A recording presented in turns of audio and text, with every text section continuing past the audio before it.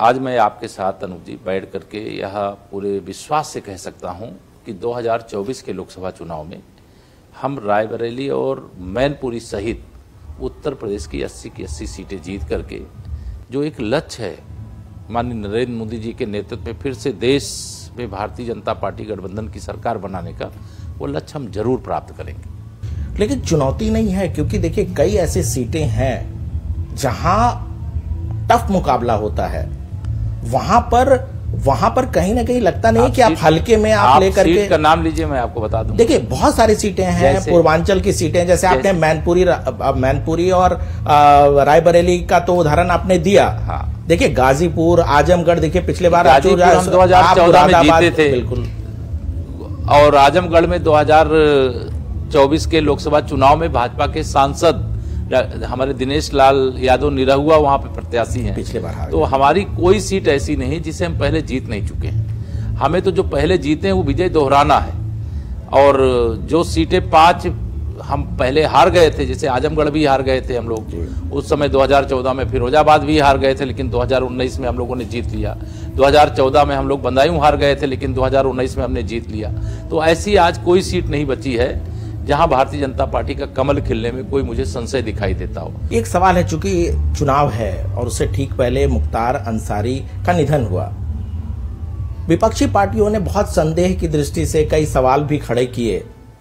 आपको नहीं लगता, क्योंकि ऐसा लोकसभा क्षेत्र है जहां पर मुस्लिम आबादी बहुत ज्यादा है, वोटर बहुत ज्यादा है, अगर वो आपके विरोध में समाजवादी पार्टी का साथ देते तो उसका नुकसान हो सकता है आपको? देखिए हमें कोई नुकसान नहीं होगा। हमें पूरा विश्वास है कि चाहे गाजीपुर की लोकसभा सीट हो और चाहे अन्य कोई सीट का आप नाम लें, हर सीट पे कमल खिलेगा और 2014 से भी बड़े अंतर से कमल खिलेगा।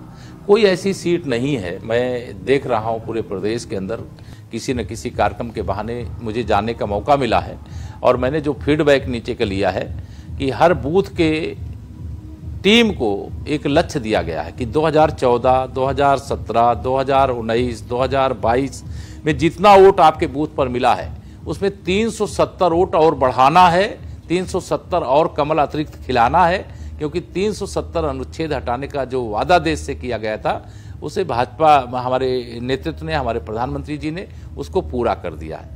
बहुत जगह जब मैं बात करता हूं कि बताओ 370 बढ़ा लोगे, तो कोई कहता है 500 बढ़ा लेंगे। तो फिर मैं कहता हूं 500 अगर बढ़ा सकते हो तो 500 साल बाद रामलला अपने जन्म स्थान पर विराजे हैं, तो रामलला को प्रणाम करो। 500 प्लस अपने यहाँ जितना वोट पहले मिलता तो उसमें बढ़ोतरी करो।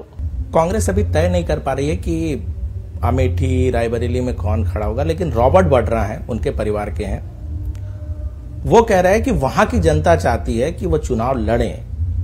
इसको आप कैसे देखते हैं? लगता है कि मतलब हालांकि वो पिछले लोकसभा चुनाव में भी उन्होंने दावेदारी की थी। ये कांग्रेस की समस्या है, ये हमारी समस्या नहीं है, भाजपा की समस्या नहीं है। कांग्रेस से चाहे कोई भी आकर के लड़े, मैं आपको पूरे विश्वास से बता रहा हूं, अमेठी और रायबरेली में इस बार, अमेठी में तो खिला हुआ है कमल, इस बार भी खिलेगा, लेकिन इस बार तो रायबरेली में भी बहुत बड़े अंतर से कमल का फूल खिलेगा। केशव जी, आपसे बात कर रहा हूं और एक मुद्दे पर बात ना करूं तो ये हो नहीं सकता, क्योंकि जब भी आपसे मुलाकात होती थी आपके ऑफिस में, तो आपके ऑफिस के पीछे एक बड़ी तस्वीर थी राम मंदिर की, और उत्तर प्रदेश के लिए वो ऐतिहासिक दिन जब प्राण प्रतिष्ठा, बहुत ऐतिहासिक, बहुत बड़ा। आपको लगता है कि ये जो राम मंदिर का निर्माण हुआ इस लोकसभा चुनाव में आपके लिए गेम चेंजर साबित हो रहा है? देखिए, जो राम को मानने वाला है, जो राष्ट्रभक्त है, जो राम भक्त है,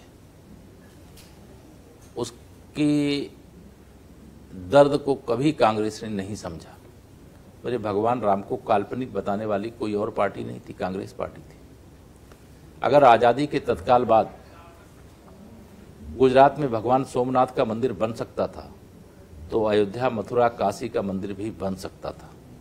लेकिन जब राम सेतु का मामला आया तो मनमोहन सिंह जी के नेतृत्व में सरकार थी, सोनिया गांधी जी उस सरकार की अम्मा थी और श्री राहुल गांधी जी उस समय सुपर प्रधानमंत्री की तरह काम कर रहे थे। भगवान राम को काल्पनिक किसने बताया था? इसी कांग्रेस पार्टी ने बताया था। समाजवादी पार्टी की उत्तर प्रदेश में सरकार थी, श्री मुलायम सिंह यादव जी मुख्यमंत्री थे।